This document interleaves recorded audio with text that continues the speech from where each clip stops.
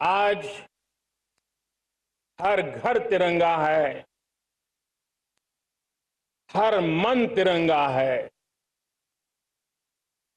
और देश उत्साह और उमंग के साथ नए संकल्पों को लेकर के आज आगे बढ़ रहा है। आप सबको स्वतंत्रता दिवस की बहुत बहुत शुभकामनाएं।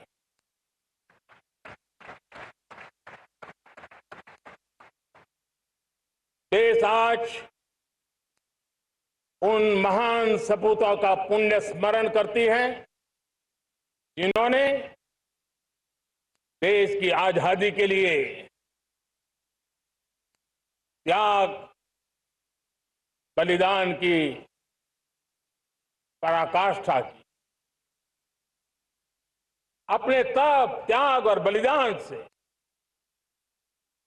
आजादी के एकमात्र लक्ष्य को लेकर के अपनी पूरी जिंदगी खपा दी। पूज्य बापू समेत सभी स्वातंत्र सेनानियों को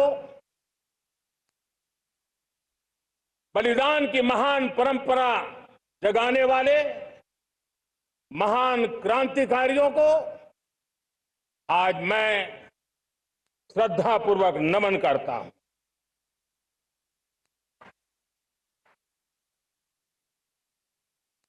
आज जो इस समारोह में उपस्थित है उन सब के लिए आज एक ऐतिहासिक पल भी है।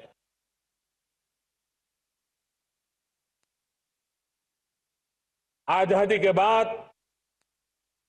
15 अगस्त को लाल किले पर पहली बार वंदे मातरम गूंज रहा है।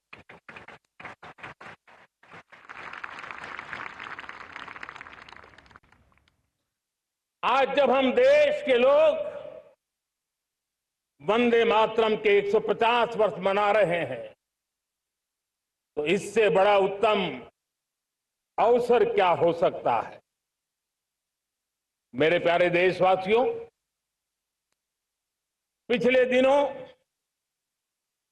देश के कुछ हिस्सों में बाढ़ का प्रकोप रहा, भूस्खलन का प्रकोप रहा, अनेक परिवार प्रभावित हुए। उनके दुख दर्द को हम भली भांति अनुभव करते हैं। पीड़ित परिवारों को मैं विश्वास दिलाता हूं कि हम और पूरा देश उनके साथ खड़े हैं। मेरे प्यारे देशवासियों, कोई भी राष्ट्र तब महान बनता है, तब अपनी सिद्धियों को प्राप्त करता है जब अपने सपनों, अपने संकल्पों और अपने सामर्थ्य के दम पर आगे बढ़ता है। मेरे देशवासियों, अब छोटे सपनों से चलने वाला नहीं है। हमें बड़े सपने, क्योंकि बड़े सपने हमारी सोच को भी विस्तार देते हैं, हमारी सोच की क्षितिज को विस्तृत करते हैं। हमारे संकल्प दृढ़ होने चाहिए। जब संकल्प दृढ़ होता है तो कठिनाइयों से, आपदाओं के बीच से रास्ते निकालने का सामर्थ्य अपने आप उभर करके आता है। और मेरे प्यारे देशवासियों, हमारे संकल्प भी ऊंचे होने चाहिए, क्योंकि जब सपने ऊंचे होते हैं, संकल्प ऊंचे होते हैं तो हमारे सामर्थ्य की ऊंचाई भी बढ़ती है, हमारे प्रयासों की ऊंचाई भी बढ़ती है और तब जाकर के हम सपनों को साकार कर सकते हैं। मेरे प्यारे देशवासियों, आज भारत ने भी एक बहुत बड़ा सपना देखा है, दृढ़ संकल्प के साथ देखा है। नई ऊंचाइयों को छूने के लिए देखा है और वो सपना है जब आजादी के 100 साल होंगे, 2047 में हम विकसित भारत बना के रहेंगे। 140 करोड़ देशवासियों के पुरुषार्थ से इस लक्ष्य को हमें हासिल करना है। और जब दुनिया की सबसे बड़ी आबादी वाला देश विकसित होने का संकल्प लेता है तो ये दुनिया की नजरों में भी हमारे साहस का परिचायक बन जाता है। दुनिया हमारी तरफ देखने का नजरिया बदलने के लिए मजबूर हो जाती है। प्यारे देशवासियों, और मैं ऐसे ही नहीं कह रहा हूं, पिछले 12 वर्ष में देश के कोटि कोटि नागरिकों ने, दलित हो, पीड़ित हो, वंचित हो, आदिवासी हो, गांव में रहने वाला हो, शहर में रहने वाला हो, गरीब हो, मध्यम वर्ग का हो, युवा हो, बुजुर्ग हो, नारी हो, पुरुष हो, उत्तर हो, दक्षिण हो, पूर्व हो, पश्चिम हो, हर किसी ने पिछले 12 साल में एक संकल्प के साथ, समर्पण के साथ देश को नई ऊंचाइयों पर ले जाने में हर प्रकार से प्रयास किया है। मैं उनके इस प्रयासों का आदरपूर्वक स्वीकार करता और उसी का परिणाम है कि इतने कम समय में 25 करोड़ देशवासी गरीबी को परास्त करके गरीबी से बाहर निकले हैं। इन्हीं देशवासियों का प्रयास का परिणाम है कि हम कभी फ्रेजाइल 5 में गिरे जाते थे। 12 साल के भीतर भीतर हम एक मेजर इकोनॉमी में फास्टेस्ट ग्रोइंग इकोनॉमी बन गए हैं। साथियों,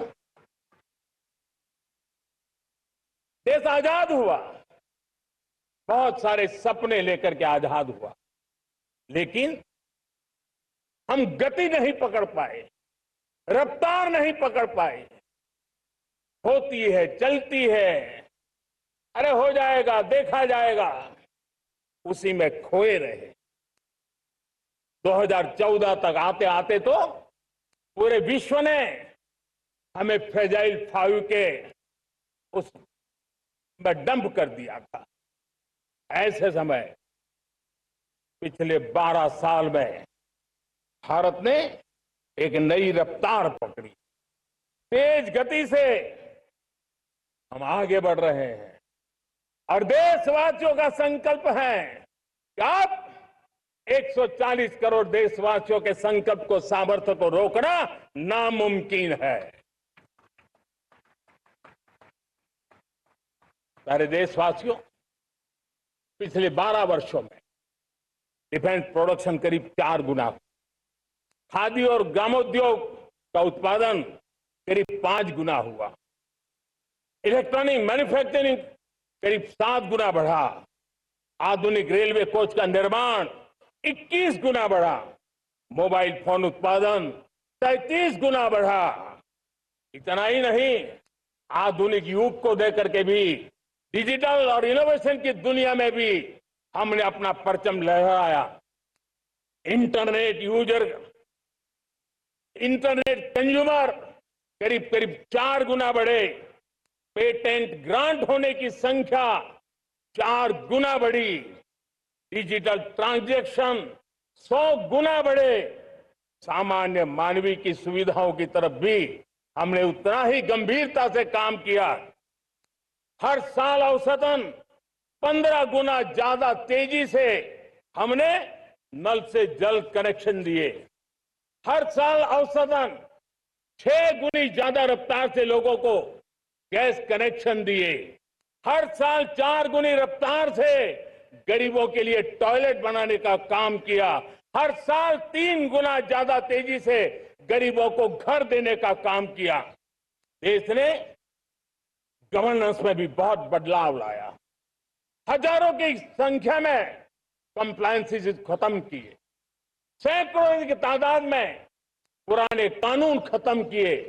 पिछली शताब्दी के कानूनों से 21वीं शताब्दी की मार्च नहीं हो सकती। हमने आधुनिक इंफ्रास्ट्रक्चर के लिए मेट्रो का विस्तार किया। हमने पब्लिक ट्रांसपोर्ट को ताकत दी। जिस स्पीड से काम, जिस स्केल पर काम किया, ये सब, ये रफ्तार, ये विस्तार, ये अचीवमेंट आजादी के बाद पहली बार पिछले 1 दशक ने देखा है। और जब इतनी सारी सिद्धियां हमारे सामने हो, इतनी तेज गति दिखाई देती हो, देशवासियों का सामर्थ्य पल पल प्रकट होता है, तब तो 2047 में विकसित भारत बनने का संकल्प कभी भी अधूरा नहीं रह सकता है। ये सारे आंकड़े इस बात की गवाही देते हैं कि हम आगे बढ़ने वाले हैं। मेरे प्यारे देशवासियों, लेकिन उसके लिए आत्मविश्वास की जरूरत होती है, आत्मगौरव की जरूरत होती है, और साथ साथ आत्मनिर्भर भारत होना भी बहुत जरूरी होता है। और इसलिए बीते वर्षों में हमारा कन्विक्शन रहा है कि भारत को हमें अब दूसरे देशों पर निर्भर रह करके नहीं जीना चाहिए। हमें आत्मनिर्भर बनना चाहिए। दुनिया में बहुत कुछ मिलता है, सस्ता मिलता है, जल्दी मिल सकता है, लेकिन उससे हमारा सामर्थ्य तैयार नहीं होता, न हमारे सामर्थ्य की कसौटी होती है। और इसलिए हमें भी अपनी क्षमताओं को बढ़ाना है। अपने हितों की सुरक्षा हमें खुद को करनी है। और इसलिए आत्मनिर्भर भारत का संकल्प बहुत दृढ़ता के साथ हम लेकर के आगे बढ़ रहे हैं।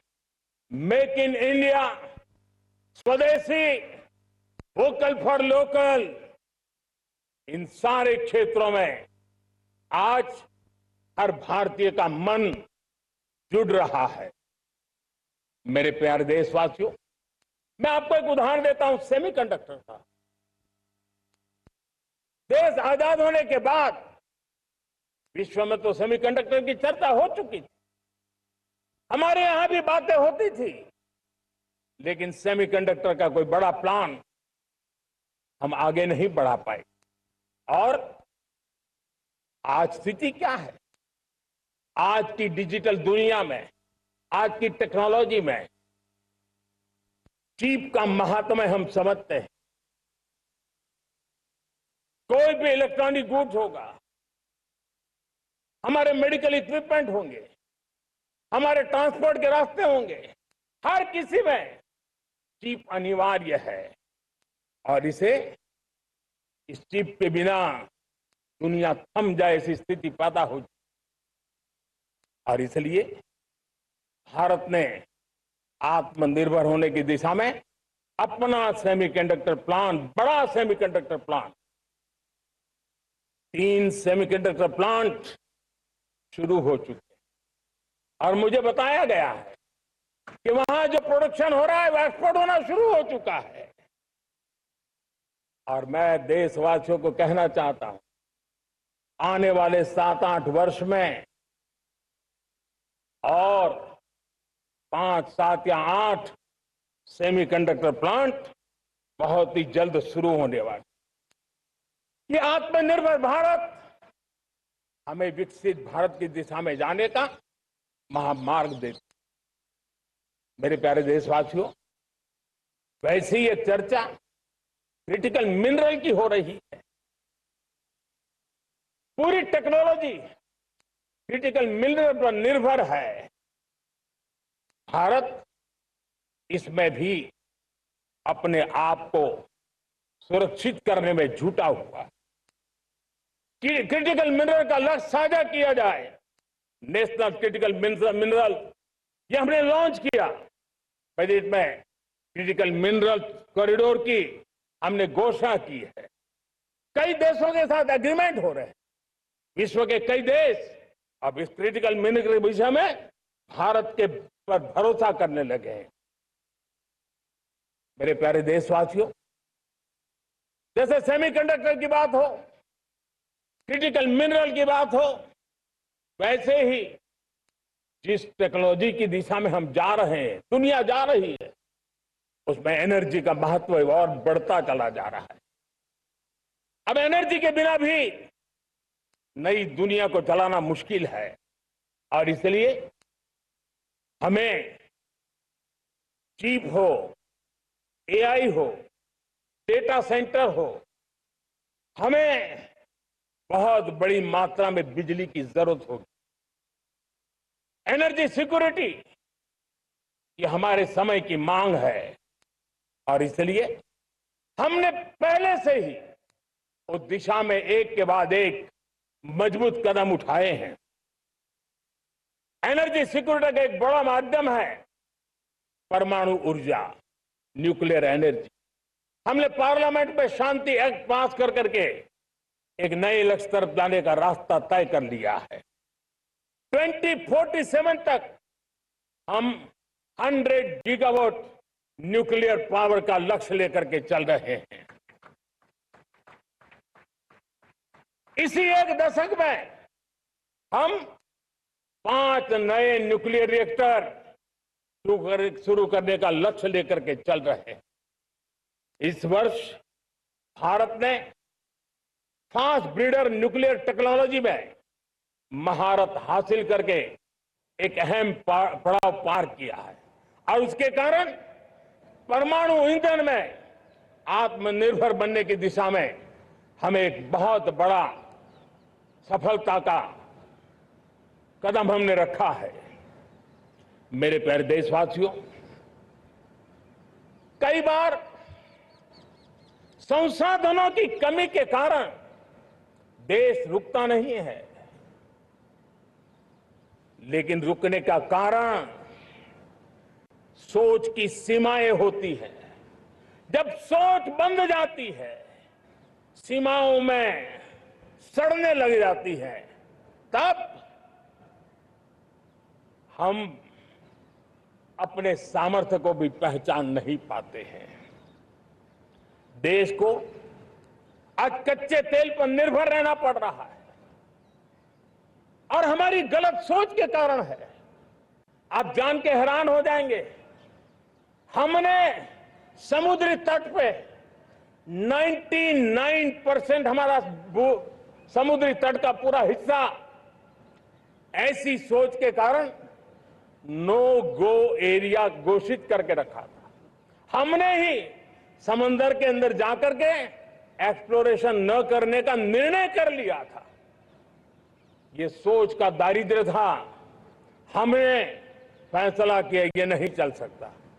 हमने उस 99% को जो कभी नो गो एरिया हुआ करते थे, हमने उसको गो एहेड एरिया के रूप में खुला कर दिया है और अब हम समुद्र के भीतर भी एक्सप्लोरेशन करने की और नए नए भंडार खोजने की दिशा में हम प्रवृत्त हैं, हम प्रयास कर रहे हैं।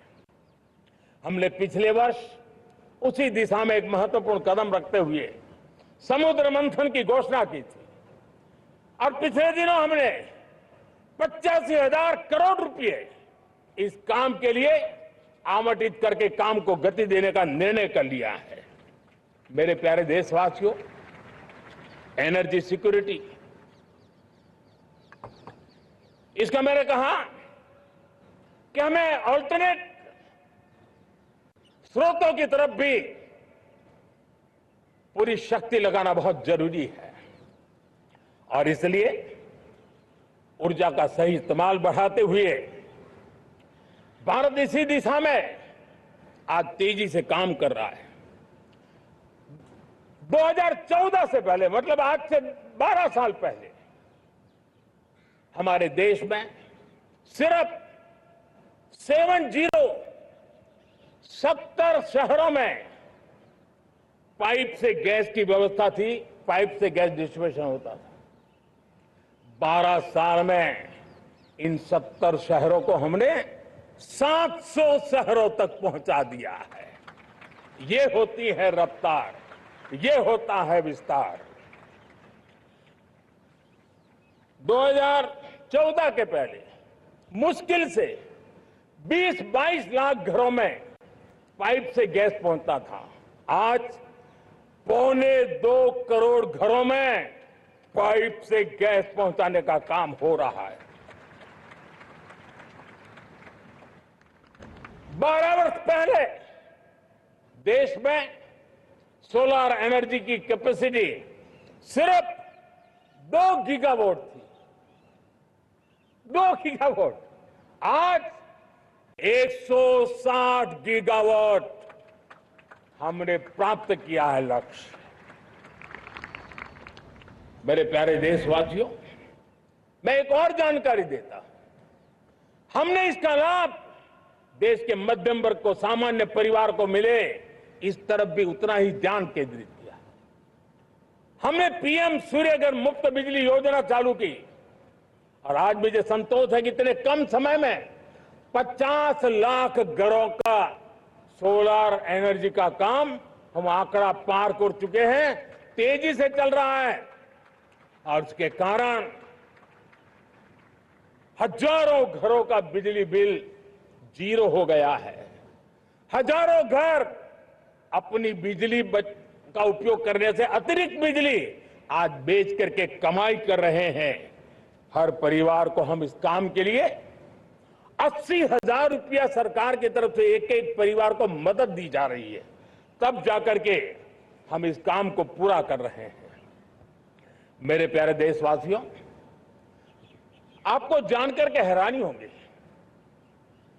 ये जो हमारी रेलवे है उसका इलेक्ट्रिफिकेशन का काम हमारे देश में 1925 में शुरू हुआ था।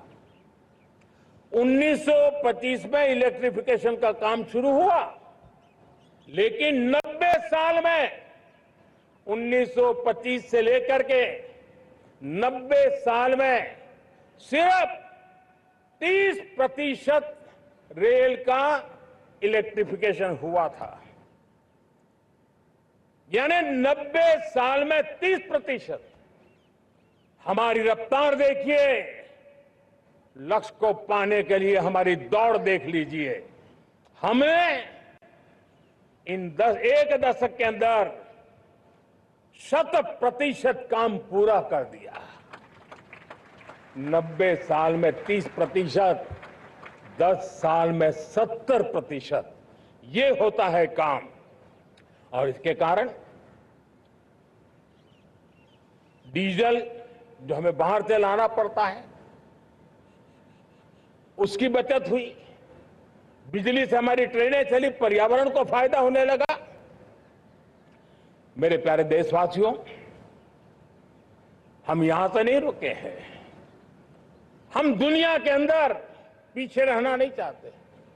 पिछले दिनों आपने खबर सुनी होगी, भारत ने ईंधन का नया क्षेत्र को भी छू लिया है। देश ने पहली हाइड्रोजन से चलने वाली ट्रेन शुरू कर दी है और मुझे खुशी है, ये सबसे लंबी ट्रेन है और सबसे ताकतवर ट्रेन है और दुनिया में हाइड्रोजन ट्रेन के क्षेत्र में भी भारत ने अपना झंडा गाड़ दिया है। प्यारे देशवासियों, पिछले 10-12 साल हम लगातार 2047 के लक्ष्य को पाने के लिए दौड़ रहे हैं। एक के बाद एक सोपान सिद्ध कर रहे हैं। हमने सोचा भी नहीं था कि हमें इसमें भी कुछ मुसीबतों का झेलना पड़ेगा। पिछले 10-12 वर्ष में कितने संकटों का सामना करना पड़ा। कोरोना जैसी वैश्विक महामारी ने पूरी दुनिया को चिंता में डाल दिया था। सारी व्यवस्थाएं चरमरा गई थी। कोरोना से बाहर निकले, युद्ध की विभीषा की खबरें आने लगी। कहीं यूक्रेन तो कहीं पश्चिम एशिया, हर जगह पे तनाव का माहौल। और पता नहीं भविष्यवेत्ताओं ने तो न जाने क्या क्या घोषणाएं कर दी थी। देश को डराना, देश को भयभीत रखना, देश को चिंतित रखना, इसी में कुछ लोगों को आनंद आता है। वैक्सीन नहीं मिलेगी, कोविड में लोग बचेंगे नहीं, कुछ भी नहीं होने वाला। वेस्ट एशिया का क्राइसिस आया, पेट्रोल पंप पे पेट्रोल नहीं मिलेगा, गैस नहीं मिलेगा, डीजल नहीं मिलेगा, फर्टिलाइजर नहीं मिलेगा। सारी दुनिया भर की अफवाहें फैला करके भारत के लोगों को भयभीत करने का, डराने का, चिंता के अंदर डुबो देने का कुछ लोगों को आनंद आ रहा था। लेकिन देश ने देख लिया कि पिछले 10-12 साल की सुविचारित योजनाएं रंग ला रही है और हम इतने बड़े संकट के बावजूद भी नागरिक देवो भव के मंत्र को लेकर के जीते हुए भारत ने जो तैयारियां की थी, एक के बाद एक कदम उठाया था। सोचा नहीं था कि संकट आएगा, लेकिन उस संकट के समय में ये सारी चीजें काम आ गई और आज देश में गैस भी है, पेट्रोल भी है, यूरिया भी है। हम अपनी ताकत के ऊपर खड़े हो रहे, चल रहे। मेरे प्यारे देशवासियों, दुनिया के इन संकटों का प्रभाव हर किसी पर हुआ, हम भी अछूते नहीं। यूरिया के दाम दुनिया में 3,000 रुपया पहुंच गए एक बोरी का। आज भी हम मेरे देश के किसानों को वो बोझ सहने के लिए मजबूर नहीं कर रहे। सरकार अपने कंधों पर वो बोझ उठा रहा है और दुनिया से जो 3,000 रुपया में यूरिया का बोरा हमें मिलता है, वो हमारे किसानों को हम सिर्फ 300 रुपये में दे पाते हैं।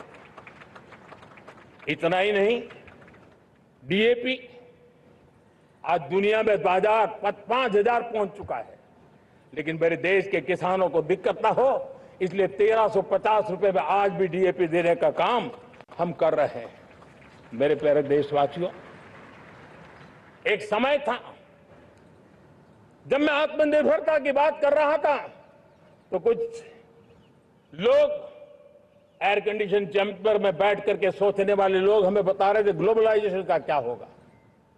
लेकिन दुनिया देख रही है कि पिछले एक दशक में ऐसा लग रहा है कि दुनिया ने ग्लोबलाइजेशन बोलना ही बंद कर दिया है। जहां से ग्लोबलाइजेशन की आवाज आती थी वो बंद सुनाई नहीं देती है। दुनिया का हर देश अपनी अपनी संभालों के मिजाज की तरफ गया है। लेकिन दुर्भाग्य से इस संकट के कालखंड में कुछ लोगों ने अपना रुतबा दिखाने के लिए संसाधनों को वेपनाइज करने का खेल खेला है।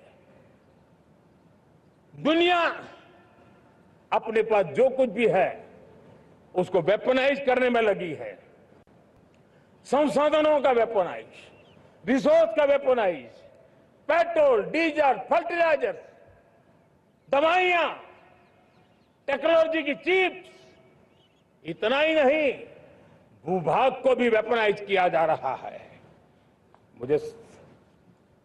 और ऐसे समय अगर हम आत्मनिर्भरता मंत्र को लेकर 10 साल सही दिशा में न चले होते तो हम कल्पना कर सकते हैं कि ऐसी चुनौतियों का मजबूती से मुकाबला कैसे करते हैं। और हमारी तैयारियां निरंतर बढ़ती जा रही है।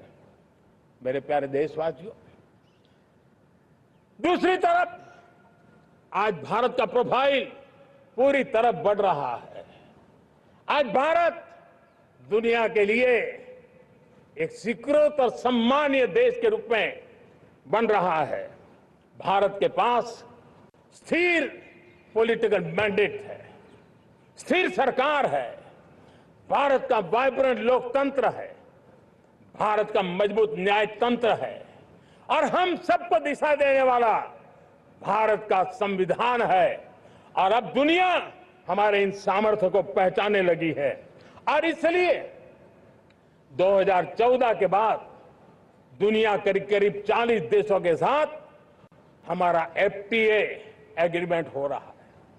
अब देखिए कितना बड़ा अवसर आया है।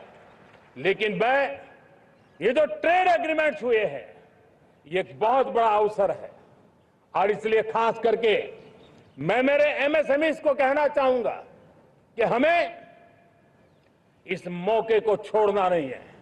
दुनिया में हमें पहुंचना है।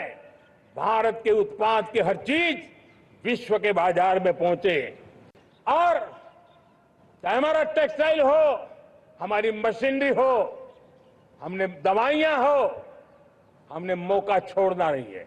लेकिन वैश्विक जो पैरामीटर्स हैं उस पैरामीटर को हमें पार करना होगा। हमें दुनिया से जो मिलता है उसे अच्छा देना पड़ेगा, दुनिया में जो मिलता है उसे सस्ता देना पड़ेगा। और पंजाब के लुधियाना से लेकर के तमिलनाडु के तिरुपुर तक हमारा टेक्सटाइल सेक्टर दुनिया में पहुंच सकता है।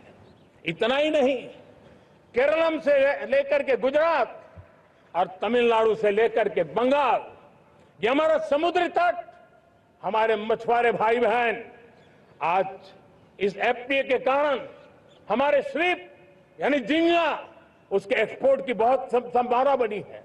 हमारे सी फूड की दुनिया में पहुंच बनने की संभावना पड़ी हुई है। और इसलिए मैं चाहूंगा कि हम इस परिस्थिति का फायदा उठाते हुए, हम आगे चलते हुए हम इन कामों को पार करने के लिए प्रयास करें। मेरे प्यारे देशवासियों, मैंने जो भूमिका आपके सामने रखी है उसके पीछे 2047 का लक्ष्य इन मजबूत नींव पर खड़ा है। 2047 विकसित भारत का लक्ष्य हमने पिछले 10-12 साल में देशवासियों ने जो सामर्थ्य दिखाया है उस सामर्थ्य का हिस्सा है। और इसलिए मेरे प्यारे भाइयों बहनों, सदी का 1/4 हिस्सा बीत चुका है और अगला 1/4 हमारे लिए अत्यंत महत्वपूर्ण है। अब हम रुक नहीं सकते हैं, हमारी गति नहीं रुक सकती है, हमारी दिशा तय हो चुकी है, हमें प्राप्त करके रहना है। और इसके लिए हमें अपना वर्क कल्चर बदलना होगा। हमारे वर्क कल्चर को बदलते हुए हमें हमारी सोच को भी बदलना होगा, हमें हमारे काम की गति को भी बदलना होगा। जो काम पिछले 5-7 दशक में नहीं हुए हैं वो काम हमें आने वाले 5-7 साल में करने हैं। और मेरा भरोसा है मेरे देश की युवा शक्ति पर, मेरे देश के नौजवानों पर, मेरे देश की माताओं को बहनों पर, मेरे देश के किसानों पर, मेरे देश के मजदूरों पर कि हम इस सपने को साकार कर सकते हैं। और इसलिए हमें रिफॉर्म की गति को भी आगे बढ़ाना है। और जब मैं रिफॉर्म की बात कर रहा हूं, रिफॉर्म नहीं हमारे लिए कोई कंपल्सन है, नहीं रिफॉर्म ये हमारे के लिए कोई बजबड़ है, हमारे लिए रिफॉर्म ये कन्विक्शन है। आउट ऑफ कन्विक्शन हम रिफॉर्म एक्सप्रेस पर चल पड़े हैं और हम आने वाले दिनों में भी नेक्स्ट लेवल रिफॉर्म की ओर बढ़ने वाले हैं।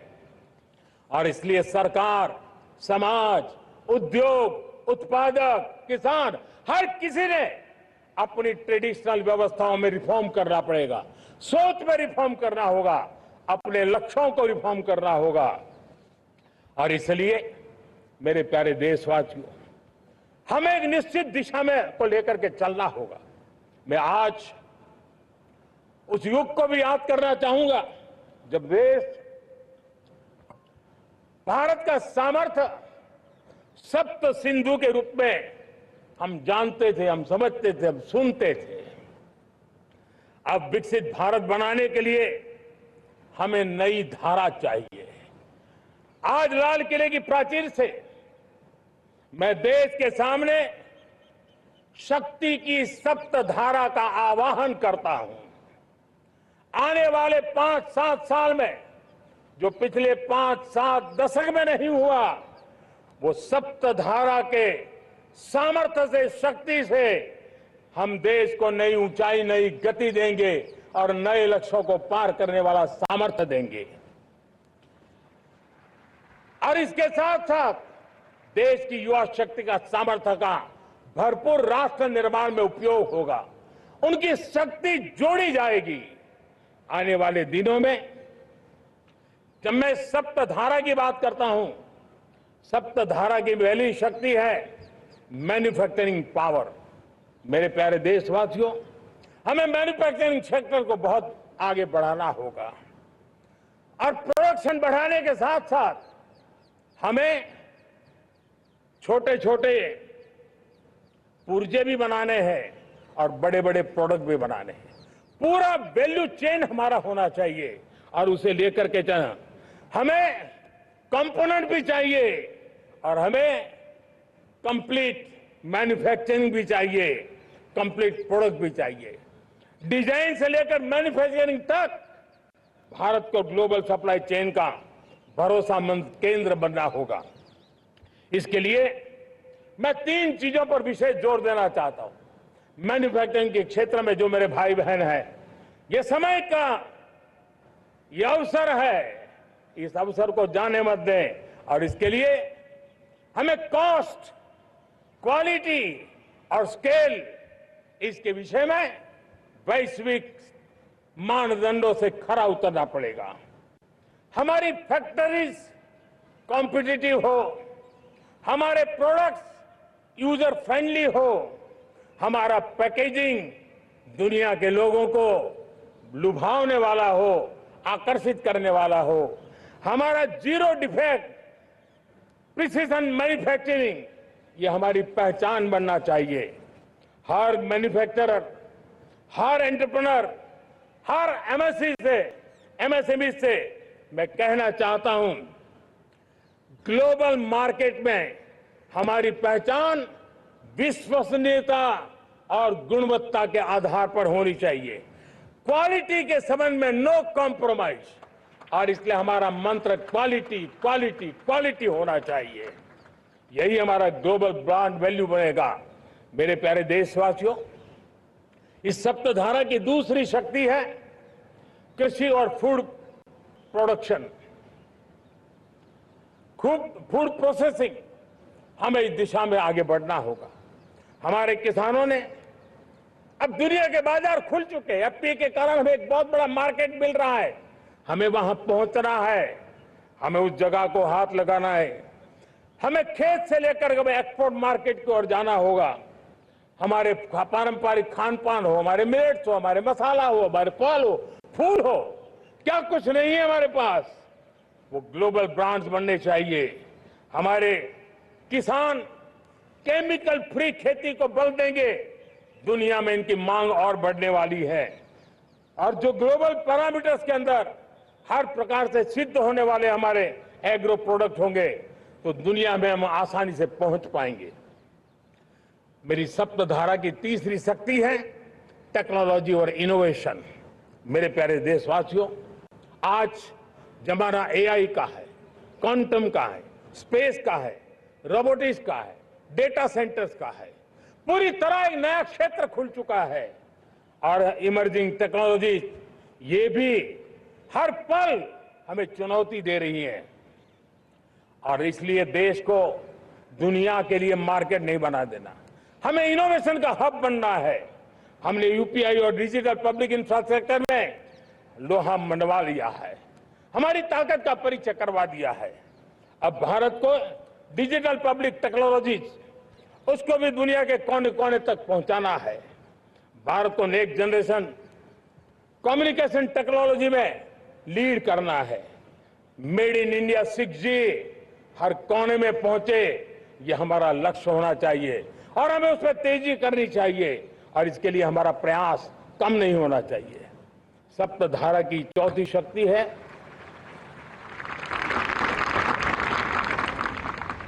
गति शक्ति। ये गति शक्ति देश के अंदर सीमलेस फास्ट कनेक्टिविटी पर हमें बल देना होगा। शहरों को हाई स्पीड रेल से हमें जोड़ना होगा। मॉडर्न हाईवे चाहिए, इनलैंड वाटरवेज चाहिए, एयरपोर्ट चाहिए, मल्टी मॉडल लॉजिस्टिक की व्यवस्था चाहिए।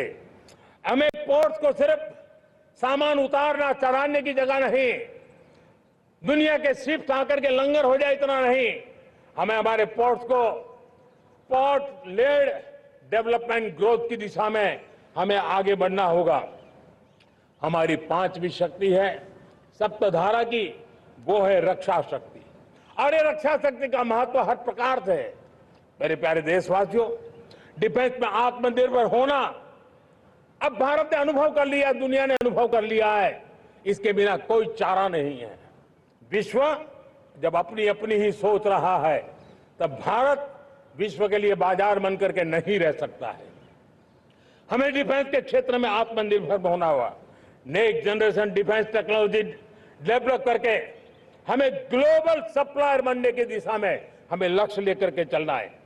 हमें ड्रोन, काउंटर ड्रोन सिस्टम को विकसित करना होगा और हाइपरसोनिक डिफेंस टेक्नोलॉजीज, उस पर हमें लीडरशिप लेनी होगी। साथियों, साइबर सुरक्षा भी आज हर घर के लिए एक समस्या बन रही है। वो भी एक रक्षा का क्षेत्र है जिसमें हमारे युवाओं की जो सामर्थ्य है, उस सामर्थ्य का उपयोग हम देश के और दुनिया के लिए कर सकते हैं। हमारी सप्तधारा की छठी शक्ति है ग्रीन इकोनॉमी, ब्लू इकोनॉमी, जो ग्रीन जॉब को भी जन्म देती है। हमें green hydrogen, renewable energy, energy storage, green mobility, green manufacturing in global scale हमें पा करके रहना है। हमें दुनिया जब ग्लोबल वार्मिंग की चर्चा करती रहती है, हम रास्ते खोजते रहते हैं, हम समस्याओं का समाधान दे रहे हैं और भारत ये ग्रीन मूवमेंट का बहुत बड़ा सामर्थ्य लेकर के चलिए। भारत के पास ब्लू इकोनॉमी के लिए भी बहुत बड़ा अवसर है। बहुत बड़ा लंबा हमारा कोस्ट लाइन है। ब्लू इकोनॉमी के लिए बहुत बड़े अवसर है। फिशरीज है, कोस्टल टूरिज्म है, ओशन टेक्नोलॉजी है। ऐसे कितने ही क्षेत्र हैं जिसमें हम आगे बढ़ सकते हैं। मेरे प्यारे देशवासियों, भारत सप्तधारा की जब बात करके लेकर चला है तब हमारी सातवीं धारा है और दुनिया के लिए इसका अपना भी एक महत्व है और वो है भारत का सॉफ्ट पावर। भारत के सॉफ्ट पावर की ताकत है। आज योग ने पूरी दुनिया को भारत के साथ जोड़ के रखा हुआ है। योग दुनिया के लिए एक ऊर्जा बनता जा रहा है, भारत के लिए विश्वास का बड़ा कारण बनता जा रहा है। जिस भारत के पास आस्था के केंद्र हो, जिस भारत के पास आयुर्वेद हो, जिस प्रकार से भारत के पास होलिस्टिक हेल्थ केयर की व्यवस्था हो, हील इन इंडिया का मूवमेंट हो, हम दुनिया के अंदर हमारे सामर्थ्य को लेकर के जा सकते हैं। हैंडीक्राफ्ट हो, संस्कृति हो, हमारी फिल्में हो, हमारा क्रिएटिव वर्ल्ड हो, वीएफएक्स हो, हमारा एनिमेशन हो, हमारी गेमिंग हो, डिजिटल कंटेंट हो, क्रिएटिव वर्ल्ड के अंदर भारत अपना रुतबा दिखा सकता है। हमने उसको वैश्विक सामर्थ्य के रूप में विकसित करना होगा। आज भारत ने वेव समिट को एक बहुत बड़ी ताकत दी है। दुनिया धीरे धीरे भारत का ये जो world audio visual and entertainment summit है उसकी राह देखता रहता है और वो भारत के सॉफ्ट पावर को, भारत के क्रिएटिव दुनिया को परिचित करेगा। मेरे प्यारे देशवासियों, भारत के पास विशाल वन्य संपदाएं हैं।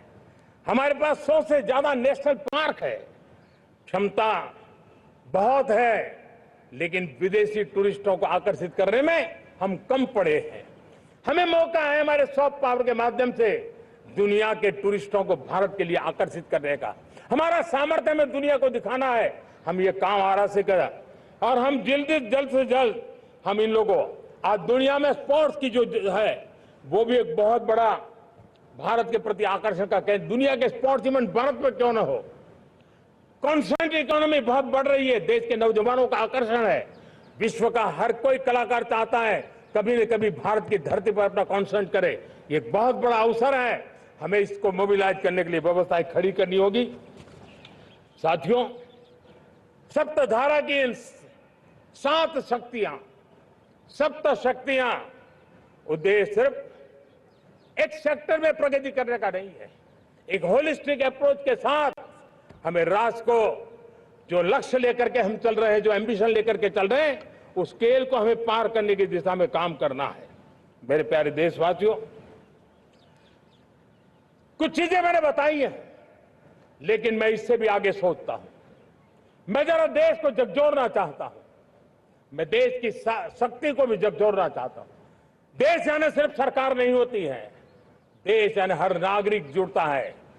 क्या हम सोच नहीं सकते कि फॉर्च्यून 500 की चर्चा तो बहुत सुनते हैं, आने वाले एक दशक में इन फॉर्च्यून 500 में 50 कंपनियां भारत की क्यों न हो, ये लक्ष्य हमारा क्यों न होना चाहिए।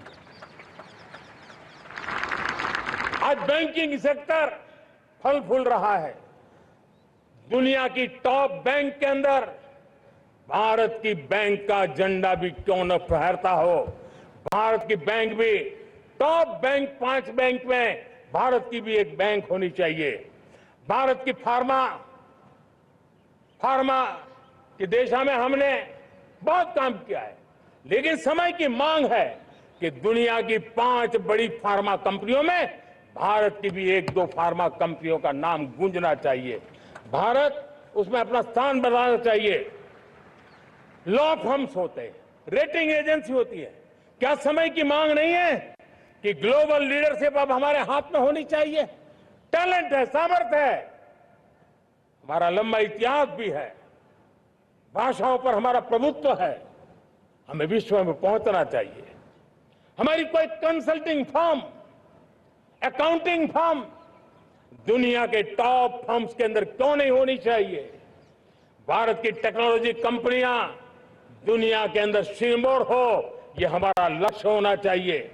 हमारे ऐसे ब्रांड हो जिससे दुनिया आकर्षित होती हो, हमारे ब्रांड हमारे देश की पहचान हो और विश्व के लिए एक डेस्टिनेशन बन जाए, उस दिशा में हमें काम करना है। और इसके लिए मैं राज्य सरकारों को कहना चाहता हूं, मैं स्थानिक स्वराज की संस्थाओं को कहना चाहता हूं, भारत सरकार का भी यह दायित्व है कि हमें हमारे रिफॉर्म की गति बढ़ानी होगी। हमें 2047 के लक्ष्य के अनुरूप हमारी व्यवस्थाओं को विकसित करना होगा। हमें बीते हुए काल के नीति नियमों से नहीं चल सकते, हमें आने वाले सपनों के हिसाब से नीति नियमों को गढ़ना होगा। और इसको अगर हम करेंगे तो मुझे पूरा विश्वास है और मैं देशवासियों को भरोसा देता हूं, इसी रास्ते मेहनत में कोई कमी न करते हुए हम विकसित भारत का सपना पार करके रहेंगे। हमें सबको मिलकर के चलना है, केंद्र सरकार हो, राज्य सरकार हो, इंडस्ट्री हो, हम सब ने मिलकर के आगे बढ़ना है। हमें रिफॉर्म्स करते रहना है, रिफॉर्म्स को आगे बढ़ाते रहना है। और मैंने पहले भी कहा था, हम रिफॉर्म कंपल्सन से नहीं, कन्विक्शन से कर रहे हैं, लक्ष्य को प्राप्त करने के लिए कर रहे हैं। मेरे प्यारे देशवासियों, जब मैं विकसित भारत की बात कर रहा हूं, देश को तेज गति से आगे बढ़ाने की बात कर रहा हूं, उसका सबसे बड़ा लाभार्थी कौन है? इन सारे प्रयासों का सबसे बड़ा साधक कौन है? अगर साधक है तो मेरे देश का युवा है, मेरे देश की युवा शक्ति है। विकसित भारत की यात्रा में युवाओं की बहुत बड़ी भूमिका है। इतना ही नहीं, विकसित भारत का सबसे बड़ा लाभार्थी भी मेरे देश का युवा है। और इसलिए हमें विकसित भारत के लक्ष्य को युवाओं के साथ जोड़ करके आगे बढ़ाना है। युवाओं हमारी सर्वोच्च प्राथमिकता के साथ हमें आगे बढ़ना है। साथियों, पिछले 10-12 साल में उस दिशा में बहुत कुछ हुआ है। स्टार्टअप इंडिया अभियान, आज पूरे देश में 2.5 लाख से ज्यादा रजिस्टर्ड स्टार्टअप बन गए। देश के नौजवान खुद तो काम कर रहे हैं, अनेकों को रोजगार दे रहे हैं। 1,00,000 करोड़ रुपया इनोवेशन फंड भारत सरकार ने घोषित किया है। मैं देश को, नौजवानों को कहना चाहता हूं, आप अपने सपनों को लेकर के आइए, संसाधनों की कमी नहीं रहने देंगे। 1,00,000 करोड़ रुपया आपके दिल दिमाग को सामर्थ्य देने का एक व्यवस्था हमने कर दी है। रिसर्च के नए अवसर मिले, डिजिटल इंडिया के नए सस्ते डेटा, ये युवाओं को सशक्त किया। दुनिया में सस्ता डेटा कहीं है तो भारत की धरती पर है, और देश के नौजवानों को उसने नई ताकत दी है। स्किल इंडिया हमने नेशनल प्रोग्राम बनाया है। स्पेस सेक्टर को हमने ओपन कर दिया। नेशनल ड्रोन पॉलिसी हमने बनाई है। खेलो इंडिया पॉलिसी बनाई है। 35 वर्षों तक एजुकेशन पॉलिसी नहीं थी, नई एजुकेशन पॉलिसी लेकर के आए हैं, और इसका फायदा मिडिल क्लास के परिवारों को हुआ है। साथियों, 2004 से 14 आंकड़ा मुझे देना चाहिए आपको। 2004 से 14 हमारे देश में 350 से भी कम यूनिवर्सिटी थी, और आज 10-12 साल के भीतर भीतर करीब 650 नई यूनिवर्सिटी जुड़ चुकी है। करीब 1000 का आंकड़ा हम पहुंच रहे हैं। 2014 के पहले मेडिकल की सिर्फ 400 सीटें हुआ करती थी, आज करीब 850 सीटें मेडिकल की हो रही है। इतना ही नहीं, अब विदेशी यूनिवर्सिटी भी भारत की धरती पर आ रही है। भारत के अंदर विदेशी यूनिवर्सिटी की डिग्री मेरे नौजवान को मिले, इसका प्रबंध भी हो चुका है। हमारे देश के युवा मन बचपन से ही टेक्नोलॉजी की तरफ आकर्षित हो, उस दिशा में हम काम कर रहे हैं, और इसलिए हमने करीब 10,000 से अधिक अटल टिंकर की लैब छोटे छोटे बच्चों के हवाले कर दी है, ताकि उनका इनोवेशन और टेक्नोलॉजी के अंदर उनका मन बने। 12 वर्ष युवा, हमने अनेक रास्ते खोले। हम स्टार्टअप ओपन कर दिया, आपने देखा होगा। भारत के प्राइवेट स्टार्टअप 28 साल की एवरेज उम्र के बच्चों ने, नौजवानों ने दुनिया में पहले ही ट्रायल में अपना सैटेलाइट लॉन्च कर दिया, और रॉकेट लॉन्च कर दिया। उन्होंने बहुत बड़ा काम कर दिया साथियों। आज करीब 2.5 लाख से ज्यादा रजिस्टर्ड स्टार्टअप है। हमने पिछले दिनों एआई इंपैक्ट समिट किया था। एआई का विस्तार बहुत तेजी से बढ़ रहा है। लाल किले से मैं देश के नौजवानों के लिए घोषणा करना चाहता हूं। हमने तय किया है कि आने वाले 1 वर्ष में 1 करोड़ युवाओं को एआई स्किल के लिए ट्रेनिंग देने का हम काम करेंगे, ताकि हमारा देश का नौजवान एआई की दुनिया में भी नेतृत्व करने का सामर्थ्य। मेरे साथियों, बायो इकोनॉमी एक नया क्षेत्र है। एक समय था 2014 के पहले सिर्फ 60,000 करोड़ रुपए का बायो इकोनॉमी का काम होता था। मेरे देश के नौजवान, आपने क्या कमाल कर दिया है। देखिए, नीतियां जब सही होती है, लक्ष्य जब साफ होता है, तो मेरे देश के नौजवान कैसा करके थे। बायो इकोनॉमी में देश की युवा शक्ति ने सामर्थ्य दिखाया है। 2014 के पहले जो 60,000 करोड़ का कारोबार था, आज वो कारोबार बायो इकोनॉमी 20 लाख करोड़ पहुंच चुकी है। दोस्तों,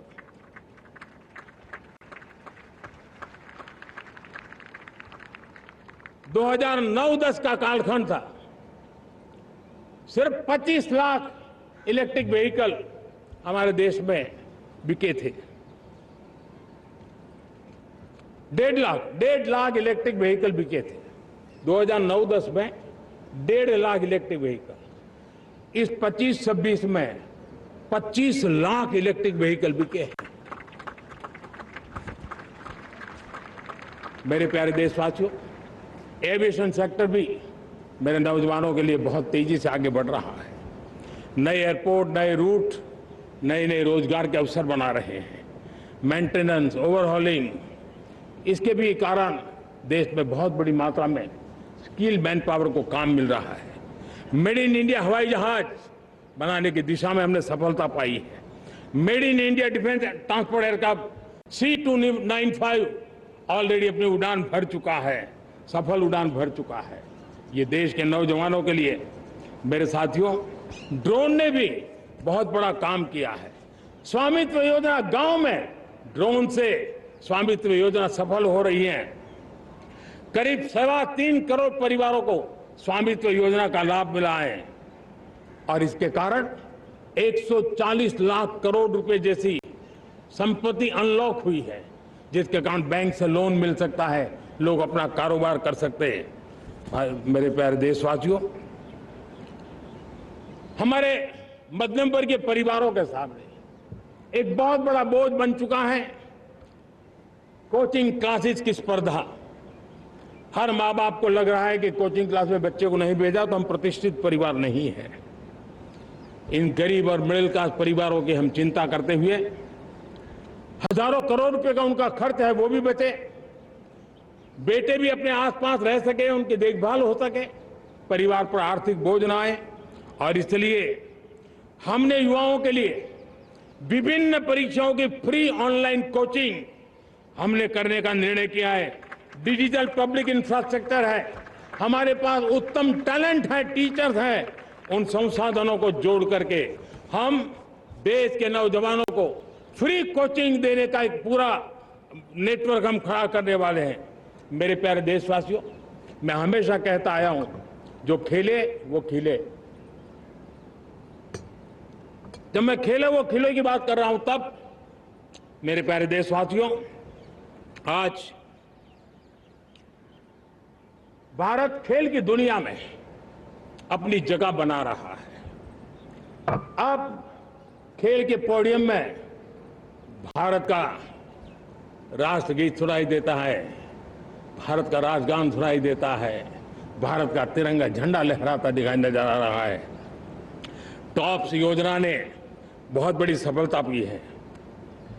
खेलो India games, university games, winter games, beach games, sports infrastructure, sports के लिए कोचिंग, स्पोर्ट्स मेडिसिन, स्पोर्ट्स के लिए न्यूट्रिशन, इन सारे विषयों में भारत अब महारत करने की दिशा में आगे बढ़ रहा है।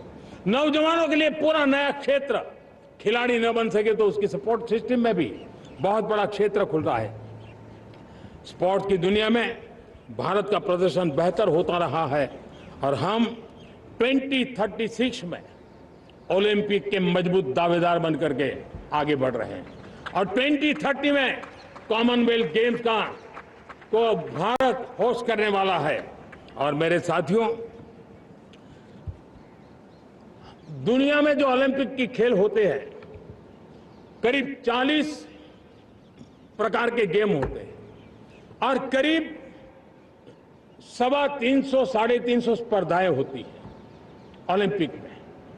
और आपको जानकर के दुख होगा मेरे देशवासियों, मेरे नौजवानों, मैं आपको चुनौती देता हूं, मैं आह्वान करता हूं, मैं आपकी मदद चाहता हूं। 350 जितने स्पर्धाओं में भारत 2/3 खेलों में कहीं होता ही नहीं, हमारी मौजूदगी नहीं होती, हम क्वालिफाई नहीं होते हैं। हमने तय किया है कि 2036 में जो ओलंपिक होगा, हम चाहते हैं कि वो भारत में हो, लेकिन 2036 में जिन विधाओं में आज भारत खेलता नहीं है, जिन विधाओं में भारत क्वालिफाई नहीं करता है, जिन स्पर्धाओं में भारत ने छोड़ के रखा है, 3/4 हिस्सा हमारे इंतजार कर रहा है। भारत उस पर बल देगा और इसके लिए हम टैलेंट हंट का एक अभियान भी चलाना चाहते हैं। हमें अगर 2036 के लिए खिलाड़ी चाहिए तो आज जो 5 साल, 10 साल, 15 साल की उम्र के नौजवान हैं, बेटे हैं, उनकी तरफ ध्यान देना होगा, उन बेटियों पर ध्यान देना होगा। और इसलिए 5 से 15 उम्र के बच्चों में खेल प्रतिभा ढूंढने के लिए गांव-गांव, शहर-शहर, स्कूल-स्कूल एक टैलेंट हंट का अभियान चलाया जाएगा। बच्चों की प्रतिभा को देखा जाएगा और फिर उनको स्पेशल ट्रेनिंग दे करके देश के लिए खेलने वाले अच्छे खिलाड़ी बनाए जाएंगे। मेरे प्यारे युवा, देश के सामने, देश के नौजवानों के सामने नशा एक बहुत बड़ा संकट बनता जा रहा है। नशा मुक्त भारत ये हम सबका सामूहिक दायित्व होना चाहिए।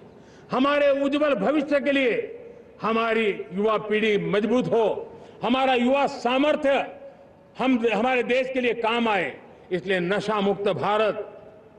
पिछले दिनों माय भारत के वॉलंटियर्स ने, देश के एनजीओ ने, देश के सामाजिक सांस्कृतिक संगठनों ने, देश के आध्यात्मिक पुरुषों ने मिलकर के नशा मुक्त भारत का 100 सप्ताह का एक कार्यक्रम तय किया है। 100 सप्ताह तक एक अभियान चलने वाला है। मैं हर परिवार को कहना चाहता हूं कि आप भी इस अभियान का हिस्सा बने, आप इसके साथ जुड़िए और देश के नशा मुक्त भारत के सपने को पूरा करने के लिए आप आगे आइए। मेरे प्यारे देशवासियों, 21वीं सदी में दशकों पुरानी जो चुनौतियां हैं, उन चुनौतियों को खत्म करना बहुत अनिवार्य है। नक्सलवाद, माओवाद लाखों युवाओं के भविष्य को तबाह कर दिया, अनेक माताओं के दुधमल नौजवानों को छीन लिया, बर्बाद कर दिया, हर मां बाप के सपनों को चूर चूर कर दिया। इस नक्सलवाद ने 4 दशक तक हिंदुस्तान के बहुत बड़े हिस्से को, बहुत बड़ी आबादी को दबोच करके रखा था, बंदूक के नोक पर दबोच करके रखा था, संविधान की धज्जियां उड़ा दी थी और देश के सामान्य नागरिकों की रक्षा में 3,500 से ज्यादा हमारी पुलिस के, सुरक्षा बल के जवान शहीद हो गए। युद्ध के अंदर जितने सैनिक मरते हैं, उससे ज्यादा हमारे पुलिस जवानों को जान की बाजी लगानी पड़ी ताकि देश के सामान्य मानवीय को सुरक्षा मिले। ये नक्सलवाद ने धरती को लहूलुहान कर दिया था। 2014 में आपने जब हमें मौका दिया, उसी दिन हमने संकल्प लिया था कि हम देश को नक्सलवाद से मुक्त करेंगे। और आज मुझे खुशी है कि नक्सली माओवादी हिंसा आखिरी सांस भी शायद रहने की अब तो ताकत नहीं रही है। पूरी तरह उसे खत्म करने की दिशा में जहां पर कभी नक्सलवादियों की गोलियां चलती थी, जहां पर कभी धरती रक्त रंजित रहा करती थी, आज उसी नक्सल क्षेत्रों में, उसी इलाकों में नक्सल मुक्त होने के कारण विकास, विश्वास और प्रयास का तिरंगा लहरा रहा है। मेरे प्यारे देशवासियों, लेकिन इस चुनौती को हमने कम नहीं आंकना है। इस चुनौती से हमें और भी सावधान रहने की जरूरत है। वर्षों तक देश की सत्ता में माओवादी सोच के लोग गलियारों में अपनी जगह बना करके बैठे थे। सरकारी कमेटियों में सलाहकार के रूप में भी ये माओवादी सोच ने नीतियों को प्रभावित किया था। मेरे प्यारे देशवासियों, जंगलों में हमें हथियारी नक्सलों का खात्मा बुलाने में, उस संकट से देश को मुक्त कराने में सफलता मिली है। लेकिन हथियारी नक्सल तो गए, लेकिन दिमागी नक्सल, ये दिमागी नक्सल मौके की तलाश में है, हिंसा अराजकता के वो रास्ते खोज रहे हैं, समाज को गलत राह पर घसीटने के लिए भांति भांति के दांव कर रहे हैं। इन दिमागी नक्सलियों को पहचानना होगा, इन दिमागी नक्सलियों को आइसोलेट करना होगा और राष्ट्र को विकसित राष्ट्र बनाने की मुख्य धारा की ओर देश की युवा पीढ़ी को जोड़ना होगा। मेरे प्यारे देशवासियों, सुरक्षित भारत बनाना हम सबका दायित्व है। चुनौती सीमा के भीतर हो या सरहद से बाहर, भारत हर परिस्थिति के लिए तैयार है। आज युद्ध का नेचर बदल रहा है। अब युद्ध सीमा पर ही होता है, गारंटी नहीं है। आज युद्ध सीमा के अंदर, कहीं रिफाइनरी पे जाकर के, कहीं बैंकिंग सेक्टर को जाकर के, कहीं डेटा सेंटर को जाकर के, एक प्रकार से लड़ाई का नया रूप, इंफ्रास्ट्रक्चर तोड़े जा रहे हैं, फैक्ट्रियां तोड़ी जा रही है। हमने मिशन सुदर्शन चक्र की पिछले सालों घोषणा की थी, बहुत तेजी से उस पर काम चल रहा है। आज डिफेंस एक्सपोर्ट हमारा करीब 50 गुना बढ़ा है। करीब 100 देशों में हमारे अस्त्र शस्त्र पहुंच रहे हैं। वैश्विक पटल पर भारत की प्रतिष्ठा धीरे धीरे बढ़ रही है। बदलते हुए समय में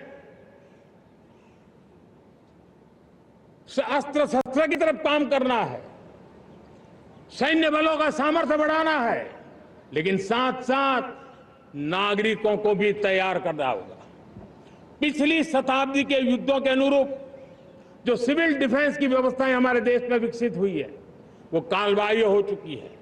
और इसलिए मैं आज लाल किले से घोषणा कर रहा हूं कि हम आने वाले दिनों में सिविल डिफेंस का एक वाइब्रेंट नेटवर्क खड़ा करेंगे। आधुनिक व्यवस्थाओं से उनको परिचित कराएंगे। आधुनिक संकटों से नागरिकों को रक्षा करने की क्या व्यवस्था हो सकती है, एक बहुत बड़ा वॉलेंटरी फोर्स सिविल डिफेंस का आधुनिक चुनौतियों को पार करने वाला हम बनाने वाले हैं। मेरे प्यारे देशवासियों, राष्ट्र के निर्माण में आज हमारी बहनों बेटियों का योगदान हम सब के लिए बहुत बड़ा प्रेरणा का कारण बना हुआ है। फाइटर जेट हो या सिविल एविएशन, हमारी बेटियां सबसे आगे दिखाई दे रही है। खेलकूद का मैदान हो, हमारी बेटियां आगे दिखाई दे रही है। स्टेम एजुकेशन में भर्ती होने की प्रक्रिया हो, सबसे ज्यादा हमारी बेटियां आगे दिख रही है।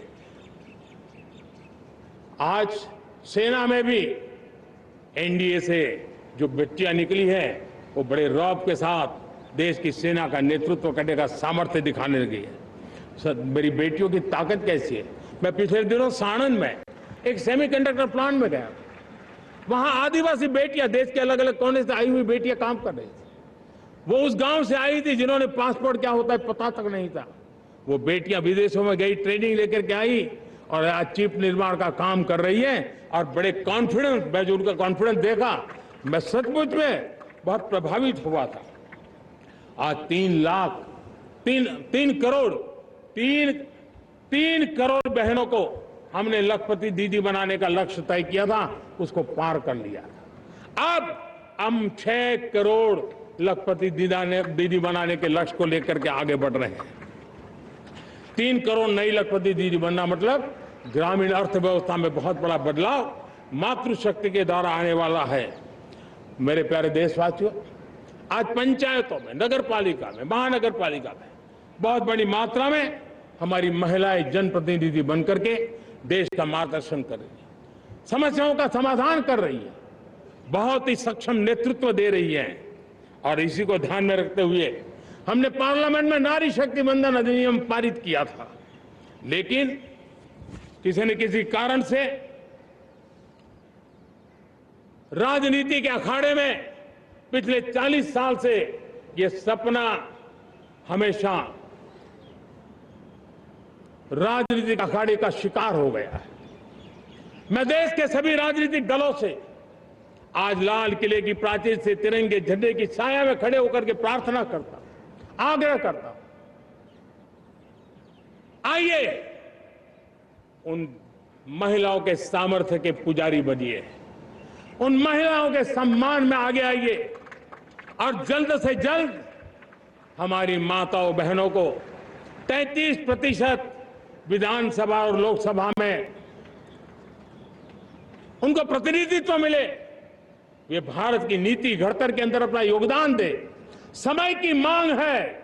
और मैं सभी राजनीतिक दलों से फिर से आग्रह करता हूं, आइए महिला आरक्षण लागू करके महिला सम्मान में आप भी जुड़िए, आप भी यश लीजिए, आप भी क्रेडिट लीजिए, लेकिन मेरी माताओं बहनों को हक दीजिए। मेरे प्यारे देशवासियों, विकसित भारत का संकल्प तभी पूरा होगा जब विकास अंतिम व्यक्ति तक पहुंचेगा। 2014 से पहले सिर्फ 25 करोड़ लोगों के पास सोशल सिक्योरिटी का कवर था, सिर्फ 25 करोड़ के पास। साथियों, पिछले 5-7 दशक में सिर्फ 25 करोड़, हमने एक दशक के भीतर 100 करोड़ देशवासियों को सोशल सिक्योरिटी का कवच दिया है।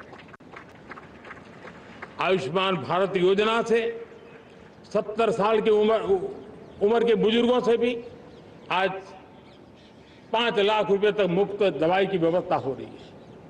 करोड़ों करोड़ों परिवारों को इसके कारण बहुत बड़ी सुविधा मिली है। और इस आयुष्मान कार्ड के कारण 2 लाख करोड़ रुपया जो दवाई और ऑपरेशन के पीछे खर्च होना था, वो मेरे परिवारों के बच्चे हैं। वो गरीब परिवार है, वो मध्यम वर्ग के परिवार है, उनको इतनी बड़ी। मेरे प्यारे देशवासियों, आज मुझे एक काम के लिए आपकी मदद चाहिए। मैं आप सबसे एक मदद मांग रहा हूं। सभी नौजवानों से मैं चाहता हूं कि आप इसका नेतृत्व करिए। आपका 1 या 2 घंटे देश को बहुत बड़ी शक्ति देने वाले हैं। आपको लगेगा 1-2 घंटे में मैं देश की क्या शक्ति, मैं बताता हूं। आप बहुत बड़ी शक्ति बनने वाले हैं और इसलिए हर घर में वातावरण बने।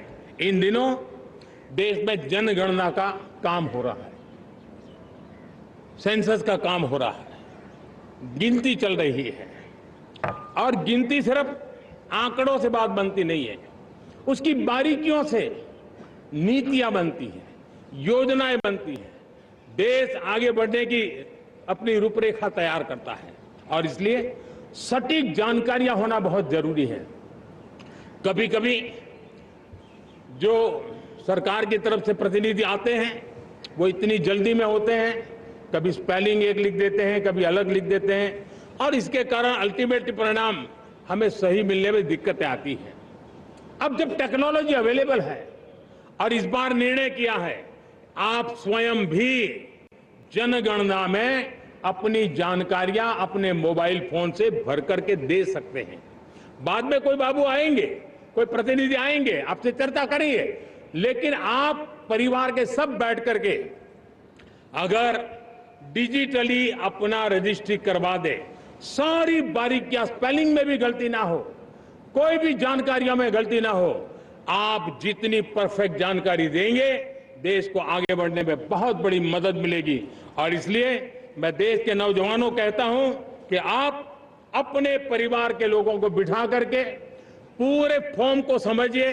पहले कागज पे फॉर्म को भर दीजिए, कोई गलती है तो करेक्ट कर लीजिए और फिर टेक्नोलॉजिकली उसको डिजिटली इसको अपलोड कर दीजिए। आप देखिए इतना बड़ा काम देश कर लेगा और देश का समय और शक्ति सही काम के लिए उपयोग आएगा। और इसलिए मेरे देश के नौजवानों को जनगणना के इस काम में सक्रियता से जुड़ने के लिए मैं आग्रह करता हूं। मेरे प्यारे देशवासियों, मैंने लाल किले से पंच प्राण की बात कही थी। इस पंच प्राण ने देश को अपने आत्मगौरव की ओर लेकर के आगे बढ़ने का, लक्ष्यों को पार करने के सामर्थ्य के साथ आगे बढ़ने का एक बहुत बड़ा संबल दिया है। हमें गुलामी की मानसिकता हर पल मिटाते ही रहना है। जिस भारत का सपना नेताजी सुभाष चंद्र बोस ने देखा था, बाबा साहब आंबेडकर ने देखा था, पंडित नेहरू ने देखा था, सरदार पटेल, भगत सिंह, सुखदेव राजगुरु ने देखा था, डॉक्टर श्यामा प्रसाद मुखर्जी ने देखा था, भगवान बिरसा मुंडा ने देखा था, ज्योतिबा फुले ने देखा था, उन सब से प्रेरणा लेकर के हम आगे बढ़े। इस संकल्प को हम दोहराए, स्वयं से ऊपर राष्ट्र का हित हो, स्वयं से ऊपर राष्ट्र का हित हो और कर्तव्य ही हमारी पहचान हो। मैं सभी देशवासियों से कहूंगा, समय हमारा है।